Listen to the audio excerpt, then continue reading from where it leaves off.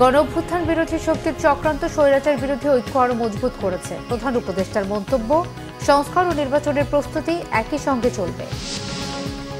আমলাতন্ত্র এখনো ফ্যাসিবাদের কাঠামোতে, বলেছেন মির্জা ফখরুল। আওয়ামী সচিবরা চিহ্নিত, নেওয়া হবে ব্যবস্থা, জানালেন তথ্য উপদেষ্টা। দ্রুত সংস্কারের তাগিদ বিশিষ্ট জজের। শেখ হাসিনা ও জয়ের বিরুদ্ধে $300 মিলিয়ন পাচারের প্রমাণ পেয়েছে মার্কিন গোয়েন্দা সংস্থা FBI।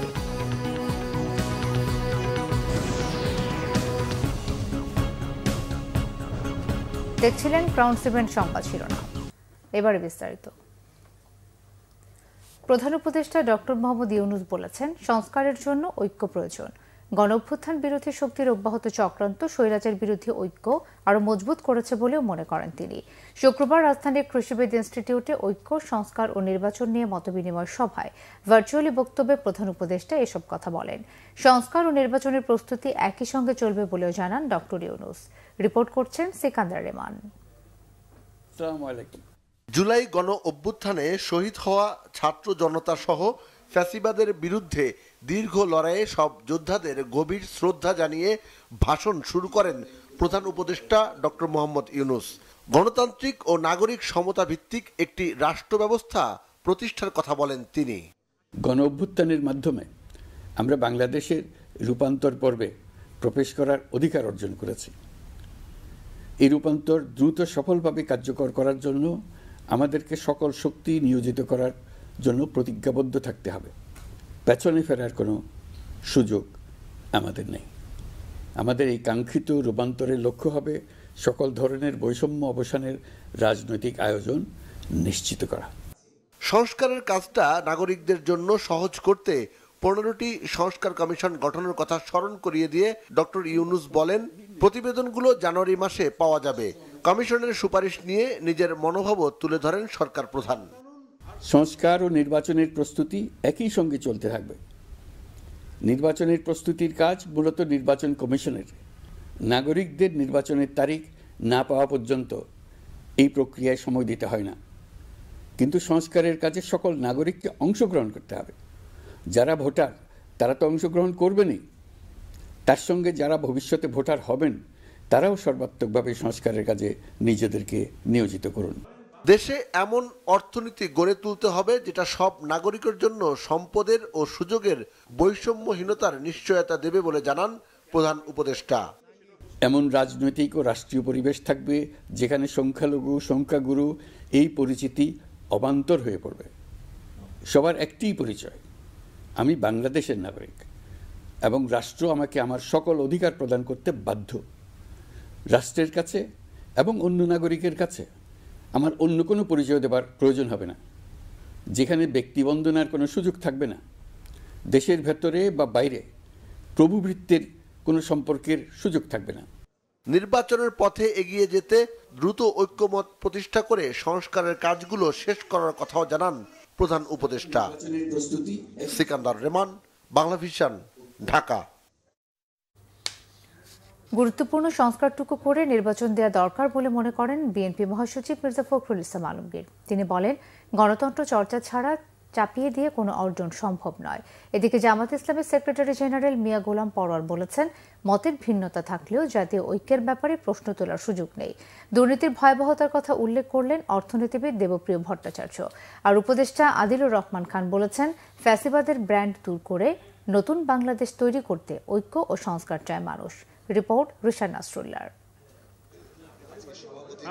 ফ্যাসিবাদ বিলুপ্তির মাধ্যমে গণতান্ত্রিক বাংলাদেশের যাত্রায় সংবিধান সংস্কার, নির্বাচন বিষয়ক সংলাপের আয়োজন করে ফোরাম ফর বাংলাদেশ স্টাডিজ। সর্বজনীন মানবাধিকার থাকতে হবে। সংলাপে বিশিষ্টজনরা বলেন, রাজনৈতিক ফায়দার কথা ভাবলেও দলগুলো দেশের মানুষের কথা ভাবছে না। মানুষের আস্থা তৈরির মাধ্যমেই কার্যকর সংস্কার করা প্রয়োজন। ফ্যাসিবাদ বিরোধী ঐক্য বিনষ্টের চেষ্টা চলছে বলে অভিযোগ তাদের। সংস্কার খুব বড় স্বপ্ন, ঐক্য তার জন্য দরকার। নির্বাচনে যেতে হবে, কিন্তু তার আগে মানুষকে স্বস্তি দিতে হবে। উপরে আলোচনা করেন, মানুষের জীবন জীবিকা নিরাপত্তার কথা ভুলে যাবেন না। সেটা থাকলেই মানুষ ধৈর্য ধরে আমাদের সকলের সাথে থাকবে। রাজনীতিবিদদেরও এই উপলব্ধিটা আনতে হবে। বাংলাদেশের মানুষের মধ্যে, রাজনৈতিক দলসমূহের মধ্যে, সৃষ্টিশীল মানুষের মধ্যে একটি ইস্পাত কঠিন ঐক্য গড়ে উঠেছে, কিন্তু যেটি হচ্ছে এবং চলছে সেটা হলো ঐক্য বিনষ্টের চেষ্টা চলছে। আমি মনে করি রাষ্ট্র সংস্কার, অবশ্যই আমি কেতাবি কথায় যাচ্ছি না, কিন্তু আমি খুব মেঠো বাংলায় বলতে চাই যে আমাদের মানসিকতার সংস্কার প্রয়োজন। বিএনপি মহাসচিব বলেন, সংস্কারের ব্যাপারে বিএনপি অনেক আন্তরিক। বলেন, সময় যত যাবে সংকট তত বাড়বে। সংস্কার পক্ষে আমরা প্রথম থেকে, দুর্ভাগ্য আমাদের এখন কিছু কিছু বক্তব্য আসছে যে বিএনপি সংস্কার চায় না, নির্বাচন চায়। এই কথাটা সঠিক নয়। আমরা বারবার করে বলছি যে আমরা প্রয়োজনীয় সংস্কারটাকে শেষ করতে, ন্যূনতম যে সংস্কার প্রয়োজন একটা নির্বাচন করার জন্য, গ্রহণযোগ্য নির্বাচন করার জন্য, সেই সংস্কারটুকু করে আমরা নির্বাচনে যেতে চাই। যত বেশি সময় যাবে আমার কাছে মনে হয়, আমাদের কাছে মনে হয় যে সমস্যাগুলো তত বাড়বে। আসল জায়গায় তো প্রবলেম তো অন্য জায়গায়। আপনি এগুলো ইমপ্লিমেন্ট করবেন কাদের দিয়ে? আপনার প্রশাসন, ইউর গভর্নমেন্ট মেশিনারি, সেই গভর্নমেন্ট মেশিনারি তো পুরোপুরি ভাবে এখনো ফ্যাসিবাদের আপনার মধ্যে আছে, এতটুকু পরিবর্তন হয়নি। জামায়াতের সেক্রেটারি জেনারেল বলেন, সংস্কার এবং জাতীয় ঐক্যমতের ভিত্তি তৈরি হওয়া উচিত। জানান, কাঙ্ক্ষিত সংস্কারের পরেই জামায়াত নির্বাচন দেখতে চায়। রাষ্ট্রের সমস্ত অর্গান পলিটিসাইজ হয়েছে এবং করাপ্ট হয়েছে। এটা একটা অন্তর্বর্তীকালীন সরকারের পক্ষে সবকিছু সংস্কার করা সম্ভব নয়। It will take time. কিন্তু একটা সুষ্ঠু নির্বাচনের জন্য যে সংস্কারগুলো মিনিমাম প্রয়োজন সেগুলো সম্পন্ন করতে সুযোগ দিতে হবে। তারপরে একটা অবাধ, নিরপেক্ষ, ক্রেডিবল, ফ্রি এবং ফেয়ার একটা ইলেকশন সম্ভব। সেই নির্বাচন যুক্তিসঙ্গত সময়ের জন্য যতটুকু লাগে আমরা জামাত ইসলামী সেই সময় দিতে অন্তর্বর্তীকালীন সরকারের জন্য প্রস্তুত আছি।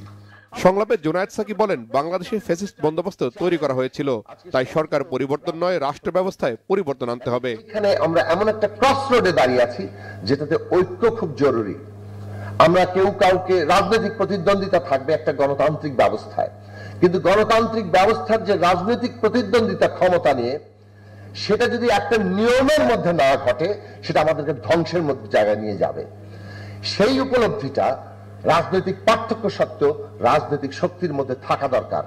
যদি রাজনৈতিক পার্থক্য সত্ত্বেও এই ঐক্যের জায়গায় আমরা একমত হতে না পারি, তাহলে বাংলাদেশ আমরা এই জায়গাটাতে পৌঁছাতে পারবো না। অন্তর্বর্তী সরকারের উপদেষ্টা আদিলুর রহমান বলেন, অসমাপ্ত জাতীয় মুক্তির সংগ্রাম থেকে সরে যাওয়ার সুযোগ নেই। খালি ঐক্যের কথা বললাম কিন্তু প্রতিহতর জন্য তৈরি থাকলাম না। নিয়ন্ত্রণটা ছেড়ে দিবেন না। যখন নিয়ন্ত্রণ ছেড়ে দিবেন আপনাদের হাতের বাইরে চলে যাবে। এই ঐক্য, সংস্কার এবং নির্বাচন সংক্রান্ত আলোচনায় কিন্তু তার পিছনের চিন্তাটা যেন থাকে, আমরা কিন্তু একটা অসমাপ্ত জাতীয় মুক্তি সংগ্রামকে সমাপ্ত করার জায়গায় এসে দাঁড়িয়েছি। আমরা কিন্তু একটা ফ্যাসিবাদের বাংলাদেশ ব্র্যান্ডকে পরাজিত করে আজকের বাংলাদেশে দাঁড়িয়েছি। আমরা যে বাংলাদেশ চাই, সেই বাংলাদেশে যেন কখনোই আর ফ্যাসিবাদ ফেরত না আসে, কারণ ফ্যাসিবাদের উদ্দেশ্যই হচ্ছে বারে বারে ফেরত আসার চেষ্টা করা। সংলাপে নতুন গণতান্ত্রিক পথের যাত্রায় দলমতের পার্থক্য সরিয়ে জনগণের চাহিদার ভিত্তিতে জাতীয় ঐক্যের বিকল্প নেই বলেও মনে করেন বক্তারা। 15.5 বছর। রিশান নাসরুল্লাহ, বাংলাভিশন, ঢাকা। যারা আন্দোলনের নামে চাকরিবিধি লঙ্ঘন করছে তাদেরকে ছাড় না দেওয়ার হুঁশিয়ারি তথ্য ও সম্প্রচার উপদেষ্টা নাহিদ ইসলামের। আর মধ্য জানুয়ারিতে সংস্কার কমিশনগুলোর প্রতিবেদন পাওয়ার পরই সবার সাথে আলোচনা করে পরবর্তী রূপরেখা নির্ধারণ করার কথা জানান আরেক উপদেষ্টা মাহফুজ আলম। শুক্রবার ফোরাম ফর বাংলাদেশ স্টাডিজ আয়োজিত সংলাপে দ্বিতীয় অধিবেশনে তারা এসব কথা জানান। রাজনৈতিক স্থিতিশীলতা আনতে দ্রুত সংস্কার শেষ করার তাগিদ সংলাপে অংশ নেওয়া রাজনৈতিক দল ও সুশীল সমাজের প্রতিনিধিদের। শুভ মাহফুজের রিপোর্টে বিস্তারিত।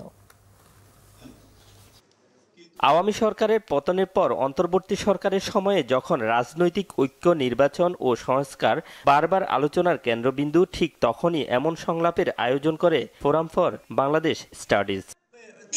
প্রথম অধিবেশনের পর বিকেলে এর দ্বিতীয় অধিবেশনে উপস্থিত হন রাজনৈতিক ব্যক্তিত্ব, ছাত্র প্রতিনিধি, সুশীল সমাজের ব্যক্তিবর্গ, অর্থনীতিবিদ সহ বিশিষ্টজনরা।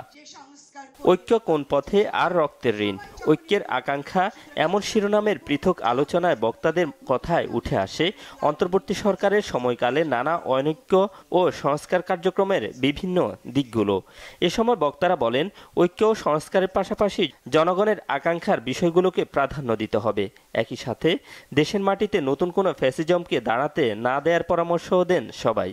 অর্থনৈতিক কষ্টের একটা বাস্তবতা, এই অনিশ্চয়তা কিন্তু আমাদের মাথার মধ্যে রাখতে হবে। যতই আমরা ঐক্য, সংস্কার, নির্বাচন নিয়ে আলোচনা করি, এই মুহূর্তে সাধারণ মানুষের এবং উদ্যোক্তা শ্রেণীরও অর্থনৈতিক কষ্টের ব্যাপারটা একটা অনিশ্চয়তার আবহ তৈরি করেছে। আমরা বলছি যে সংস্কারের যে জায়গায় প্রয়োজন রয়েছে সেই সংস্কারগুলো হোক এবং তারপরেই নির্বাচন হোক। কিন্তু নির্বাচনের রোড ম্যাপের ব্যাপারে আমি একজন প্রার্থী হিসেবে বলতে পারি যে আমরা সকলেই জানতে চাই কখন কোন সময় নির্বাচন হবে। এত আয়োজন সত্ত্বেও সমাজের অনেকেই খুব গভীর উদ্বেগের সঙ্গে লক্ষ্য করছেন যে কোনো পর্যায় থেকে ব্যক্তি স্বার্থে কিংবা গোষ্ঠী স্বার্থে কিংবা মতাদর্শের দ্বন্দ্বের কারণে কিংবা লোভ লালসার কারণে এক ধরনের অনৈক্যের সুর শোনা যায়। আমরা দেখতে পাই ঐক্যের ঘাটতি বিভিন্ন জায়গায়, বিভিন্ন জনের কথায়, বিভিন্ন জনের কাজে। এটা দেশের মানুষের বড় অংশকে নিঃসন্দেহে উদ্বিগ্ন করে। এ সময় অন্তর্বর্তী সরকারকে সংস্কারের জন্য সবার পরামর্শ কাজে লাগানোরও তাগিদ দেন অনেকে। আমরা যদি গণতান্ত্রিক উত্তরণ চাই, এর পরিবর্তন চাই, আমাদের মধ্যে পরিবর্তন আনতে হবে। আমাদের মন মানসিকতা, আমাদের দৃষ্টিভঙ্গি, আমাদের রাজনীতিবিদদের মন মানসিকতা, দৃষ্টিভঙ্গি, বিশ্বত রাজনৈতিক সংস্কৃতি যদি পরিবর্তন হয় তাহলেই এটার পরিবর্তন হবে। সংবিধানটা এমন করে সংস্কার করতে হবে, ওই যে আকবর আলী খান বলেছিলেন আমাদের যে সংবিধান আছে সেটা প্রধানমন্ত্রীকে রাশিয়ার জার কিংবা মোগল এম্পায়ারের মতো পাওয়ারফুল করেছে, ওটা থাকা চলবে না। তো সেই পরিবর্তন করবার জন্য কি করা দরকার, সেইখানেও দেখেন বিতর্কের নিষ্পত্তি হওয়া কিন্তু কঠিন। যখনই সংস্কারের প্রশ্ন আসে, যখনই নির্বাচনের প্রশ্ন আছে, তখন আমাদের মধ্যে প্রতিদ্বন্দ্বিতা আছে, প্রতিযোগিতা আছে। পরিবার বলা হয়, পরিবারের মূলনীতি যদি ভালোবাসা হয়, নির্বাচনের মূলনীতি হচ্ছে প্রতিদ্বন্দ্বিতা, স্বার্থ। বিশেষ করে যখন নিচের তলায় যাব অর্থনৈতিক ক্ষেত্রে, সেখানে হচ্ছে শ্রেণী স্বার্থ। সংলাপে পরিবেশ, বন ও জলবায়ু পরিবর্তন বিষয়ক উপদেষ্টা সৈয়দা রিজওয়ানা হাসান বলেন, সংস্কারের বিষয়ে সবাই একমত হলে একে অন্যকে প্রতিপক্ষ ভাবার সুযোগ নেই। আর আন্দোলনের নামে চাকরিবিধি লঙ্ঘনকারীদের বিরুদ্ধে ব্যবস্থা নেয়ার হুঁশিয়ারির কথা জানান তথ্য ও সম্প্রচার উপদেষ্টা নাহিদ ইসলাম। যারা এরকম আন্দোলনের নামে চাকরিবিধি লঙ্ঘন করছে তাদের বিরুদ্ধে অবশ্যই ব্যবস্থা নেওয়া হবে। বিগত রেজিমের যারা আমলারা লুকিয়ে আছে নানাভাবে এখনো, তাদেরকেও আমরা চিহ্নিত করেছি এবং বিভিন্ন পত্রপত্রিকা এসেছে, তাদের বিরুদ্ধেও খুবই দ্রুতই পদক্ষেপ নেওয়া হবে। কি কি সংস্কার প্রয়োজন, কে করবে, কতদিনের মধ্যে হবে এবং কি করলে এটা কার্যকরী হবে, আমার মনে হয় আগামী দিনগুলোতে নরমে গরমে সেই সিদ্ধান্তগুলোই আসলে আমাদেরকে নিতে হবে। কিন্তু এইবার যদি আমরা সংস্কারের প্রশ্নে পিছপা হই, তাহলে আমি মনে করি না দেশের রাজনৈতিক যে স্টেবিলিটিটা আসার দরকার সেই স্টেবিলিটিটা আসবে। সংস্কার কমিশনগুলোর প্রতিবেদন পাওয়ার পরেই সবার সাথে আলোচনা করে পরবর্তী রূপরেখা নির্ধারণ করার কথা জানান আরেক উপদেষ্টা মাহফুজ আলম। সরকার থেকে কোনো ডিসিশন একপাক্ষিকভাবে নেওয়া হবে না, বরং ওই কমিশনের প্রস্তাবনাগুলো নিয়ে আবারও রাজনৈতিক দলগুলোর সাথে একটা কনসালটেশন ফোরাম হবে এবং কতটুকু সংস্কার আসলে সম্ভব এবং কোনটা মধ্যমেয়াদী কোনটা দীর্ঘমেয়াদী এটা নিয়ে আলোচনা করার পরে তখন আগামী জানুয়ারি ফেব্রুয়ারিতে তখন এটা স্পষ্ট হবে জনগণের সামনে এবং রাজনৈতিক দলগুলোর সামনে যে আমাদের প্রায়োরিটি কি, প্রায়োরিটি সংস্কারগুলো কি কি এবং আমরা কি করতে পারি। গণ অভ্যুত্থান পরবর্তী নতুন বাংলাদেশ গঠনের সুযোগ কাজে লাগাতে ঐক্যের বিকল্প নেই বলে মনে করেন আলোচকরা। ঐক্যমত্যতে পৌঁছতে পারবো বলে আমি খুব সিরিয়াসলি বিশ্বাস করি। শুভ মাহফুজ, বাংলা ভিশন, ঢাকা।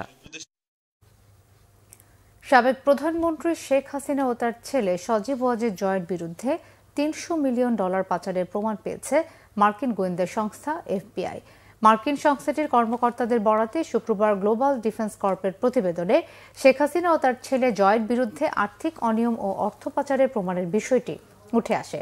প্রতিবেদনে বলা হয়েছে, যুক্তরাষ্ট্রের ডিপার্টমেন্ট অব জাস্টিসের senior trial attorney Linda Samuels special agent La প্রিভোটের সঙ্গে যোগাযোগ করে দেখতে পান বাংলাদেশ থেকে যুক্তরাষ্ট্রের বিভিন্ন ব্যাংক অ্যাকাউন্টে $300 মিলিয়ন পাচার হয়েছে।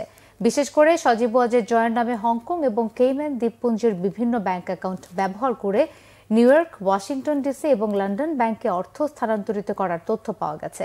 গ্লোবাল ডিফেন্স কর্প বলছে, শেখ হাসিনা ও জয়ের বিরুদ্ধে দায়ের করা অভিযোগ অধিকতর তদন্তের জন্য দুদকের মহাপরিচালক বরাবর পাঠিয়েছে FBI। এর মধ্যে বিষয়টির তদন্ত শুরু করেছে দুদক। নিরাপত্তার স্বার্থে সচিবালয়ে সরকারি কর্মকর্তা কর্মচারী ছাড়া কেউ প্রবেশ করতে পারবেন না। সাংবাদিক সহ বেসরকারি সবার প্রবেশ পাস বাতিল করে বিজ্ঞপ্তি দিয়েছে স্বরাষ্ট্র মন্ত্রণালয়। শুক্রবার স্বরাষ্ট্র মন্ত্রণালয় থেকে প্রধান উপদেষ্টার বিশেষ সহকারী খোদা বক্স চৌধুরীর স্বাক্ষরিত এক বিজ্ঞপ্তিতে এই তথ্য জানানো হয়েছে। বিজ্ঞপ্তিতে বলা হয়েছে, সচিবালয়ের নিরাপত্তা বৃদ্ধির স্বার্থে কর্মকর্তা কর্মচারীদের ইস্যু করা স্থায়ী প্রবেশ পাস এবং অস্থায়ী প্রবেশ পাস ছাড়া সব ধরনের অস্থায়ী প্রবেশ পাস বাতিল করা হলো। এতে আরও বলা হয়েছে, সাংবাদিকদের অ্যাক্রেডিটেশন কার্ডও পরবর্তী নির্দেশ না দেওয়া পর্যন্ত বাতিল করা হলো। সচিবালয়ে অগ্নিকাণ্ডের ঘটনায় উদ্ভূত পরিস্থিতিতে এই আদেশ জারি করা হয়েছে বলে বিজ্ঞপ্তিতে উল্লেখ করা হয়েছে। তবে আগামী 15 দিনের মধ্যে নতুন অস্থায়ী পাসের জন্য আবেদন করা যাবে। ফ্যাসিবাদী সরকারের পতনের পর মানুষের অধিকার প্রতিষ্ঠার জন্য দ্রুত গণতান্ত্রিক সরকার প্রতিষ্ঠা করা প্রয়োজন বলে মন্তব্য করেছেন বিএনপির স্থায়ী কমিটির সদস্য নজরুল ইসলাম খান। শুক্রবার সন্ধ্যায় বিএনপি চেয়ারপারসনের গুলশান কার্যালয়ে এলডিপি নেতাদের সঙ্গে বৈঠক অনুষ্ঠিত হয়। বিএনপি মহাসচিব মির্জা ফখরুল ইসলাম আলমগীর ও এলডিপির মহাসচিব রেদওয়ান আহমেদ সহ দলটির নেতারা বৈঠকে অংশ নেন। বৈঠক শেষে নজরুল ইসলাম খান সাংবাদিকদের জানান, গণতান্ত্রিক সরকার যত দ্রুত হবে তত বেশি ভালো হবে। তিনি বলেন, দীর্ঘ লড়াই সংগ্রামের ধারাবাহিকতায় জুলাই আগস্টের অভ্যুত্থানের ফ্যাসিবাদী সরকারের পতন হয়। তিনি বলেন, মানুষের অধিকার প্রতিষ্ঠার জন্য এখন গণতান্ত্রিক সরকার প্রতিষ্ঠা করা জরুরি।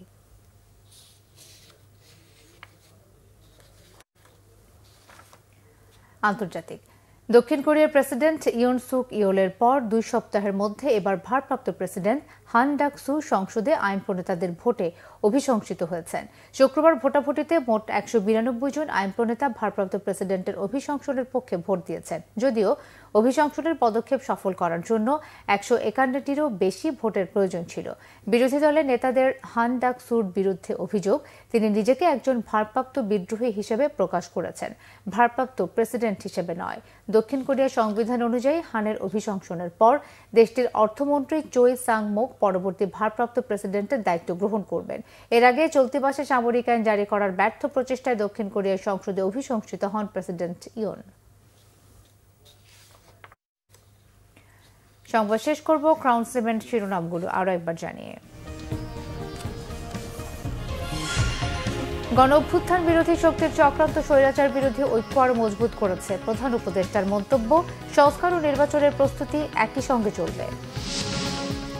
আমলাতন্ত্র এখনো ফ্যাসিবাদের কাঠামোতে, বলেছেন মির্জা ফখরুল। আওয়ামী সচিবরা চিহ্নিত, নেওয়া হবে ব্যবস্থা, জানালেন তথ্য উপদেষ্টা। দ্রুত সংস্কারের তাগিদ বিশিষ্টজনদের। শেখ হাসিনা জয়ের বিরুদ্ধে $300 মিলিয়ন পাচারের প্রমাণ পেয়েছে মার্কিন গোয়েন্দা সংস্থা FBI।